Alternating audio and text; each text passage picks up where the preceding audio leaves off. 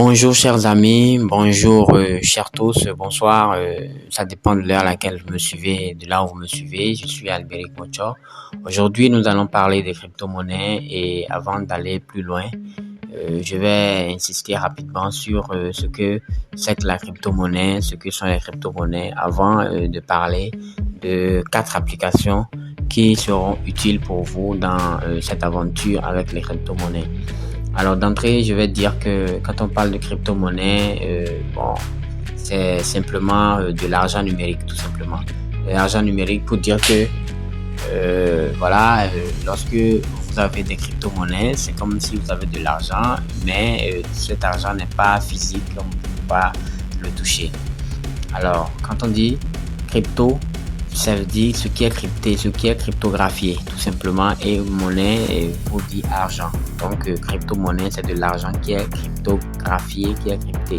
Alors, la technologie qui permet de crypter cela, cette monnaie-là, cet argent-là, eh bien, on l'appelle la blockchain. Donc, la blockchain aujourd'hui est la technologie qui supporte toutes les crypto-monnaies et en même temps qui fait office donc qui gère les transactions de crypto-monnaie tout simplement dans le réseau. Alors, quand vous allez par exemple à la banque pour faire une transaction, il y a le banquier qui est là, qui, je suppose que vous voulez faire un dépôt, vous lui donnez l'argent. Le banquier vérifie si, il vérifie le compte, le numéro de compte dans lequel vous voulez verser l'argent, il vérifie l'intitulé du compte et il voit que c'est bel et bien votre nom qui est rattaché à ce numéro de compte là et il dépose l'argent dedans. Il fait cette opération. De la même manière, lorsque vous voulez retirer de l'argent, il vérifie, le banquier, si le solde que vous avez dans votre portable, le solde que vous avez dans votre compte bancaire, est-ce que vous avez autant d'argent pour retirer l'argent que vous désirez, que vous avez mentionné sur votre chèque ou bien sur la quittance de retrait. Alors, et donc c'est ça. Lui il fait cette opération-là manuellement. Au niveau de la blockchain, au niveau des crypto-monnaies, c'est la technologie blockchain qui s'occupe de valider les transactions, de les archiver pour qu'on puisse les conserver pour mémoire. Donc la blockchain en fait c'est tout en fait, c'est la technologie même qui supporte les crypto-monnaies. Alors quand on a cette petite compréhension là de la chose, il y a d'autres détails qui sont liés à ça et qui sont peut-être beaucoup plus avancés, mais il faut juste comprendre que quand on dit crypto-monnaie, c'est juste de l'argent numérique, c'est de l'argent que vous ne pouvez pas toucher, mais qui est quand même là.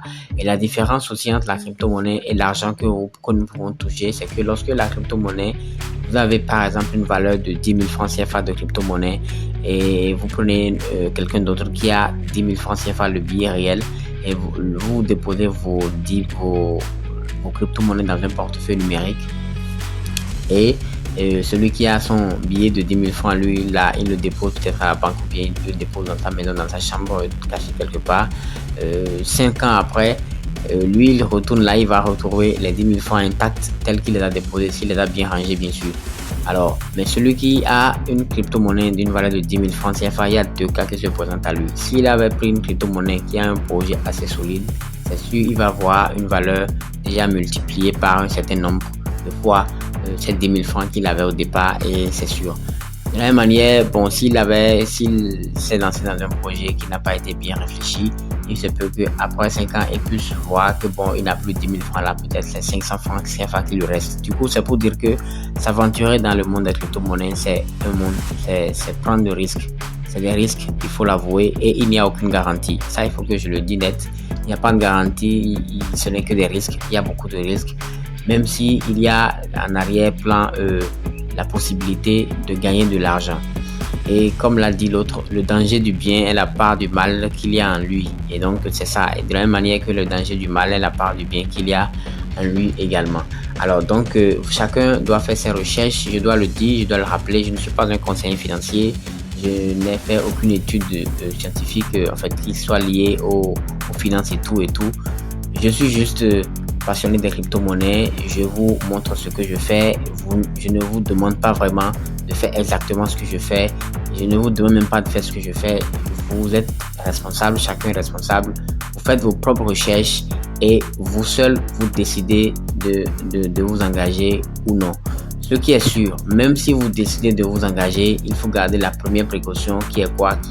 On n'investit jamais l'argent dont on a besoin pour manger, l'argent dont on a besoin pour payer ses charges quotidiennes. On investit que l'argent qui est vraiment un surplus. Donc, dans le jargon courant, on dit on investit que ce qu'on est capable de perdre.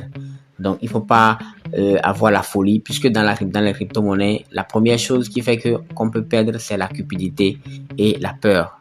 La cupidité à vouloir trop gagner plus qu'on ne peut, eh bien, on peut perdre, et à avoir trop peur aussi, on peut perdre. Donc, voilà déjà d'entrée les bases que je voudrais vraiment rappeler à chacun avant qu'on ne poursuive. Je vais d'abord donc commencer par la première application qui est CoinMarketCap. Je vais parler de CoinMarketCap, de Binance, de Trust Wallet et de Google Authenticator. Alors, CoinMarketCap, c'est quoi? CoinMarketCap, c'est juste un site web qui récapitule toutes les crypto-monnaies qui existent et qui répondent à des critères bien définis. Et donc, CoinMarketCap récapitule toutes ces crypto-monnaies-là. Et lorsque vous voulez avoir des informations sur une crypto-monnaie, vous allez sur CoinMarketCap, sur le site coinmarketcap.com, et vous tapez dans les recherches telle crypto-monnaie. Voilà, vous voyez la crypto et vous avez toutes les informations possibles sur la crypto. Chaque crypto doit normalement avoir ce qu'on appelle un white paper, c'est-à-dire un document projet à travers lequel l'équipe qui est derrière la crypto-monnaie présente le projet et donne les détails qu'il faut afin que l'investisseur puisse découvrir le projet et décider d'y investir ou de ne pas y investir. Donc, c'est un élément indispensable pour chaque crypto-monnaie. D'abord, la crypto-monnaie qui est lancée ne peut pas être lancée sans un white paper, sans un document projet. En dehors de ça, sur CoinMarketCap, vous verrez les marchés sur lesquels vous pouvez trouver à acheter une crypto-monnaie ou une autre. Vous verrez la capitalisation, le market cap donc de chaque crypto-monnaie, c'est-à-dire le volume, le poids de la crypto-monnaie en termes de le poids de cette crypto-monnaie-là. D'accord, quand on parle de market cap, c'est quoi? C'est dire quand la crypto-monnaie, par exemple, vaut $1 et que il y a 1000 pièces en circulation, c'est-à-dire vous allez faire les $1 fois 1000, donc le market cap sera de $1000. Alors, c'est comme market cap, vous avez toutes ces informations-là pour vous orienter, pour vous permettre donc de prendre des décisions ou de ne pas, de décider d'acheter ou de ne pas acheter une crypto-monnaie. Alors, en dehors de ça, je vais parler de Binance et de Trust Wallet. Binance, en fait, c'est un exchange. Un exchange, c'est quoi dans le domaine des crypto-monnaies? C'est le marché sur lequel on peut aller pour acheter ou vendre des crypto-monnaies, tout simplement. Si je prends l'exemple du marché d'Antokwa, lorsque vous allez à Antokwa, vous verrez tellement de produits, c'est à peu près ça. Lorsque vous allez sur Binance, sur le site de Binance, vous verrez tellement de crypto-monnaies que vous serez capable d'acheter ou de vendre dans le même marché. Alors, Binance a incorporé à lui un portefeuille, c'est-à-dire que vous pouvez avoir votre argent sur Binance, vous pouvez disposer de votre argent sur Binance, sur le site de Binance, mais il y a des avantages et des inconvénients à avoir de l'argent sur Binance. C'est pourquoi j'ai dit, je vais vous présenter aussi le portefeuille, ce qu'on appelle Trust Wallet. Trust Wallet, en fait, c'est un portefeuille froid. Portefeuille froid, c'est-à-dire que quoi? C'est-à-dire qu'il ne subit pas, en fait, c'est vous-même qui détenez les clés de votre portefeuille. Ce n'est pas quelqu'un d'autre qui en détient les clés. Donc, si vous perdez vos clés, c'est que vous perdez votre argent. Mais lorsque vos crypto-monnaies sont dans un portefeuille chaud comme sur Binance, c'est-à-dire qui est un exchange. Je parle de Binance parce que Binance aujourd'hui est la première plateforme d'échange au niveau mondial. Et oui, ils ont cette réputation-là. C'est pourquoi je préfère parler de Binance. Il y a tellement d'autres exchanges, tellement d'autres plateformes sur lesquelles vous pouvez acheter et vendre de crypto-monnaies. Mais j'ai préféré parler de Binance ici puisque c'est la référence.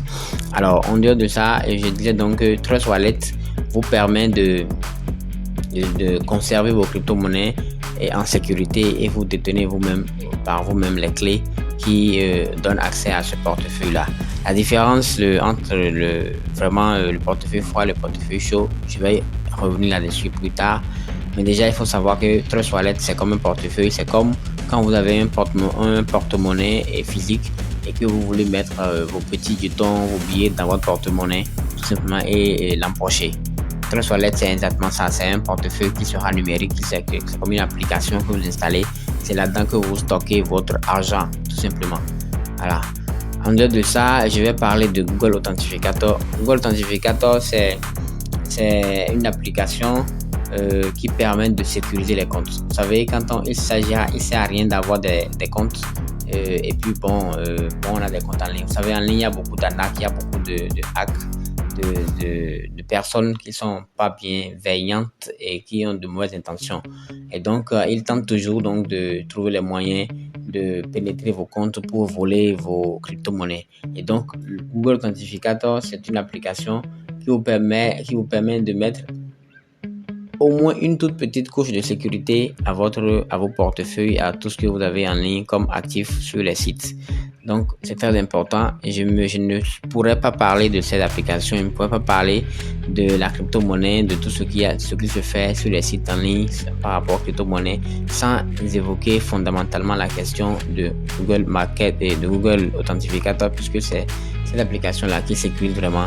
Bon, dans une certaine mesure, puisque en fait, les hackers, chaque jour, ils cherchent des solutions de contournement. Mais avec un Google Authenticator, vous avez plus de sécurité que quelqu'un qui n'en a pas. Donc, il vaut mieux l'avoir. Alors, tout de suite, je vais passer sur mon écran. Je vais parler je vais retourner sur le téléphone portable, puisque l'objectif c'est d'amener les gens à pouvoir s'en sortir rien qu'avec leur smartphone, avec leur Android. Voilà. Donc sur mon téléphone portable, nous allons partir au niveau de Play Store. Alors dans Play Store, il faut télécharger. Nous allons chercher CoinMarketCap. Voilà. CoinMarketCap, voilà, moi je l'ai déjà installé. Quand vous allez chercher CoinMarketCap comme c'est écrit là, vous allez voir que ça va mettre installé. Vous allez installer l'application et vous allez l'ouvrir. Donc quand moi je vais l'ouvrir, je suppose que quand vous l'ouvrez, il va vous demander de renseigner votre mail et de proposer un mot de passe. Proposer un mot de passe comme ce que vous voyez là. Et dès que vous renseignez le mail et le mot de passe, vous allez vérifier le captcha. En fait, vous allez prouver que vous n'êtes pas un robot. Et dès que vous prouvez cela, vous allez faire créer le compte et puis ça va se créer. Et il va vous envoyer un mail automatiquement dans votre compte. Dès que vous recevez le mail, vous direz le code à 5 ou 6 chiffres, je crois, qu'il vous a envoyé. Et vous allez confirmer pour montrer que effectivement le mail que vous avez renseigné est fonctionnel et travaille. Du coup, dès que vous avez renseigné cela, vous pouvez maintenant vous connecter à votre compte CoinMarketCap. Donc, vous aurez l'écran que j'ai devant vous, que j'ai là.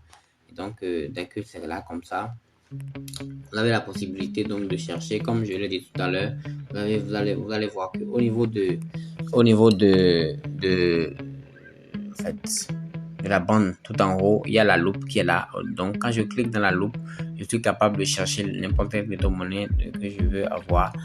Voilà, donc je peux chercher par exemple Shiba Inu, voilà, comme ça. Et puis voilà, Shiba Inu c'est shitcoin, c'est quand même dans le niveau des crypto-monnaies. Et voilà, et donc quand je vois Shiba Inu, je me rends compte que vous voyez les graphes, voilà, j'ai changé ce truc là. Alors, donc depuis que Shiba Inu a été créé, a été mis en route, il a fait 5 40 098% de hausse. Vous voyez, c'est énorme, c'est extraordinaire. Du coup, si vous aviez pris Shiba Inu au départ, depuis que c'était lancé à cette date, vous aurez fait déjà un fois 5 40 088% de votre capital. Donc voilà, donc vous avez cette information là sur CoinMarketCap. Et puis bon, vous pouvez voir, comme j'ai dit, vous allez voir en haut, il y a vue d'ensemble, chat en direct marché. Quand vous cliquez sur marché, et bien vous aurez tous les échangeurs sur lesquels se trouve listé Shiba Inu actuellement. Vous voyez, c'est à peu près ça. Donc c'est Binance qui est au niveau de la deuxième position, tel que je vous l'ai dit. Binance c'est aussi un site, et puis la liquidité qui est disponible sur Binance est considérable. Ils ont de la liquidité sur Binance, donc vous pouvez acheter et vendre tranquillement sur Binance le Shiba Inu.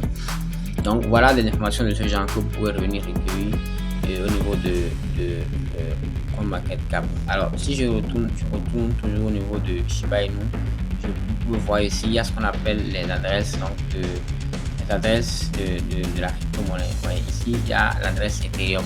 Quand je vois l'adresse comme ça, et ce qui est ici, quand je vois l'adresse là comme ça, là où c'est écrit Ethereum, alors je me rends compte que cette crypto-monnaie, je ne peux l'acheter qu'en procédant de l'Ethereum. C'est-à-dire, avant de l'acheter sur les exchanges décentralisés, il faut avoir de l'Ethereum.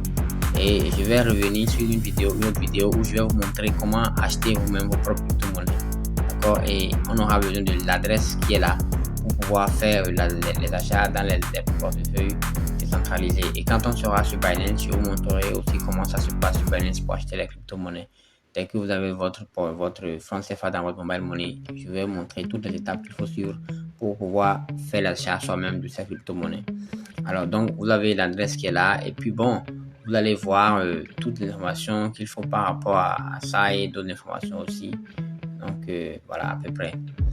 Donc il y a vous aurez, après le marché, il y a le portfolio. Le portfolio, c'est-à-dire que vous pouvez acheter des crypto-monnaies aussi sur CoinMarketCap et tout simplement. Et au niveau après ça, il y aura les alertes. Les alertes, bon voilà, c'est là lorsque vous voulez définir un prix pour une crypto-monnaie. Quand je prends l'exemple donc de Shiba Inu, je peux dire par exemple qu'aujourd'hui Shiba Inu coûte 0,4025 $. Alors je peux dire que si jamais Shiba Inu atteint 0,4022 $, eh bien il faut me rappeler ça parce que moi je vais l'acheter quand il sera à ce prix là. Pardon. Donc quand vous allez définir le rappel, vous allez dans alerte et vous pouvez ajouter une alerte et puis vous mettez la valeur du prix que vous mettez le prix, vous pouvez dire 0, donc comme j'ai dit 22 $ et puis vous ajoutez l'alerte tout simplement et puis l'alerte sera ajoutée tout simplement et voilà, l'alerte est ajoutée tout simplement. Alors donc voilà à peu près. En dehors de ça, vous allez voir bon, je crois que c'est l'essentiel pour débuter, pouvoir aller sur CoinMarketCap, pouvoir vous connecter et pouvoir inscrire le nom d'une pièce pour pouvoir la rechercher afin d'avoir l'information sur la pièce et vous avez ça.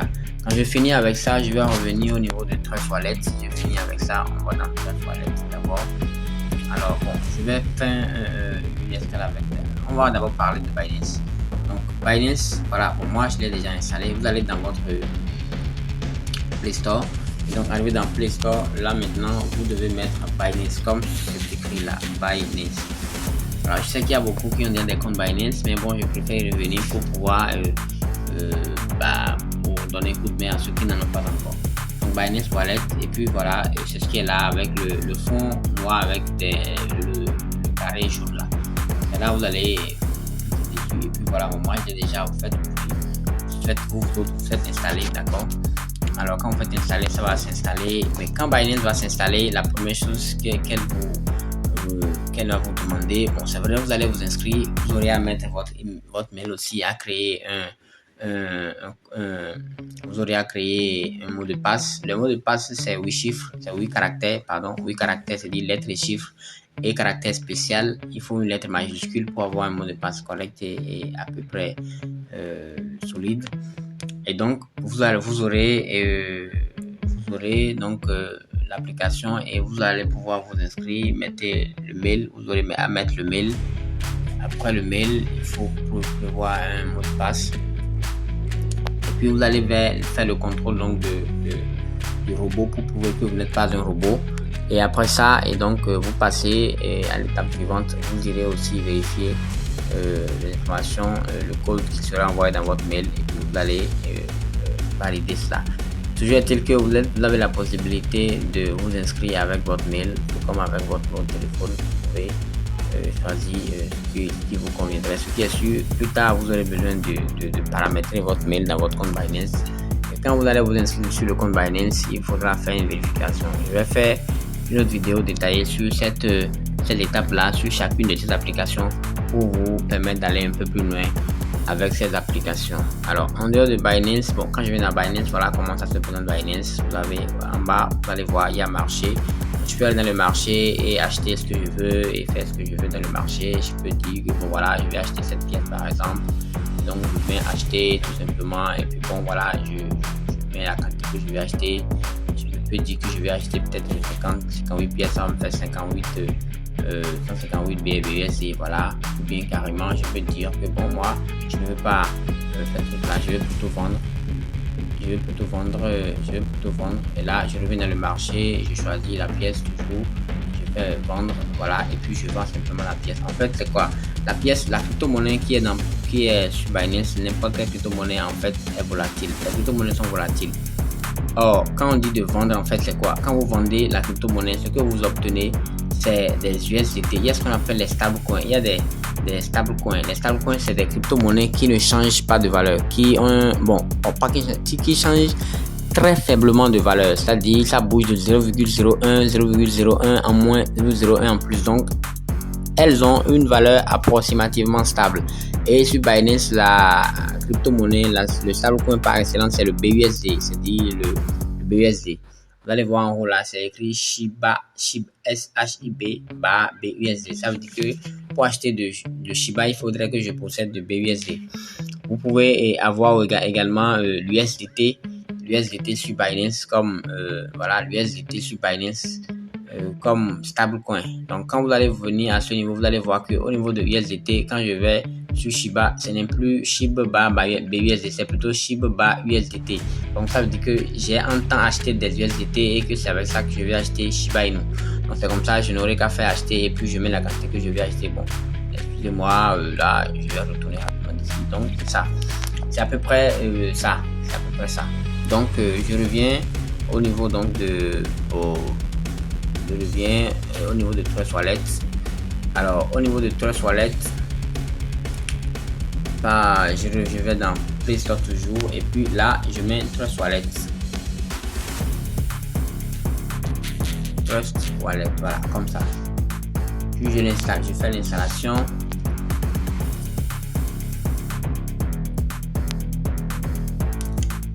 Ça va venir.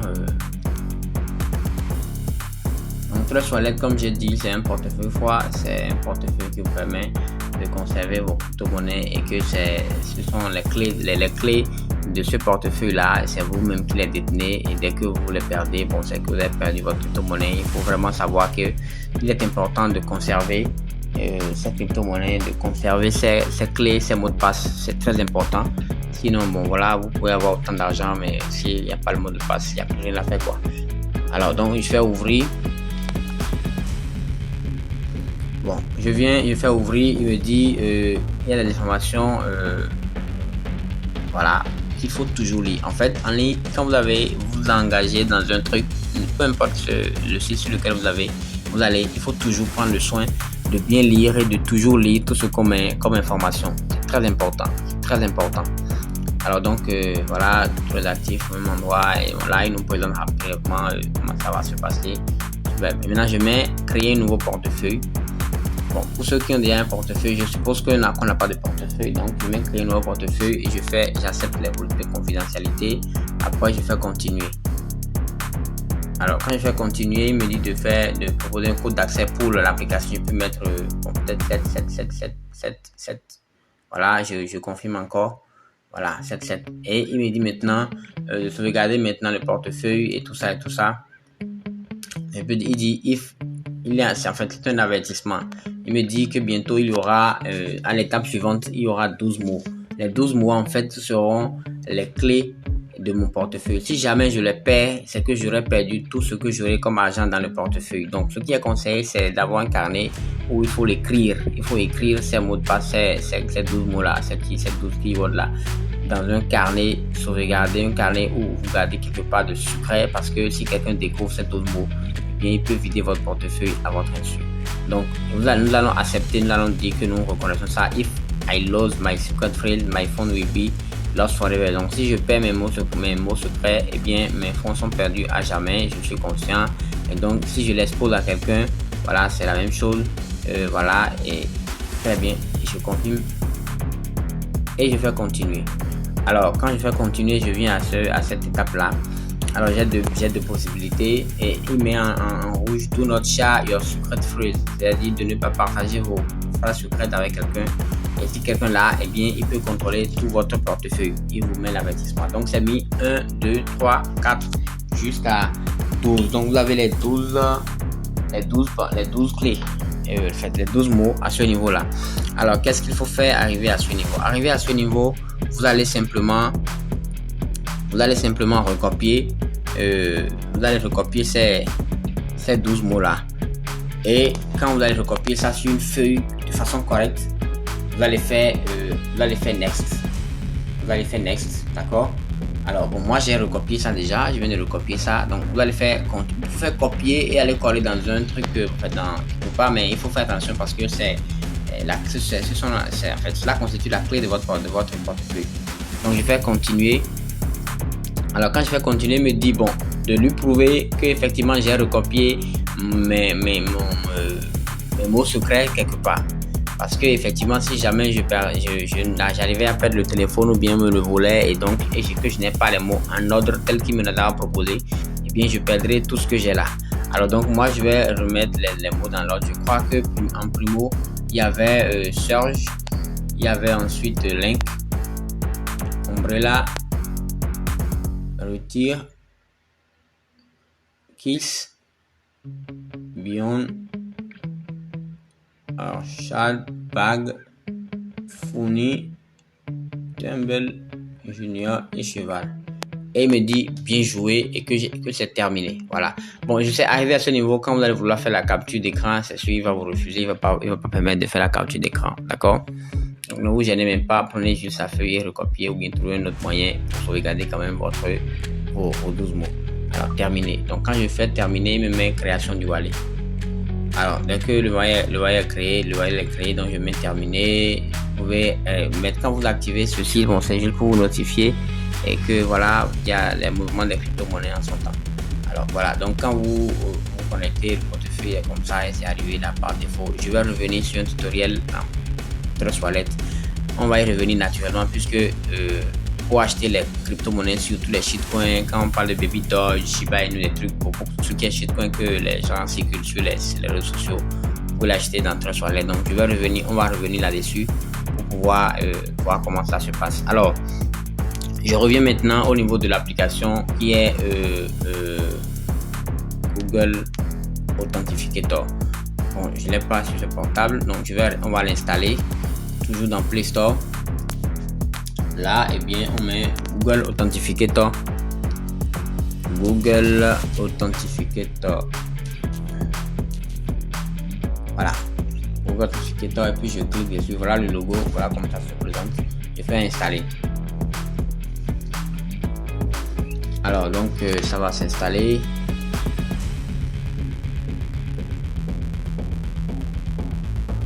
Alors donc je fais ouvrir. Dès que c'est installé, je fais ouvrir.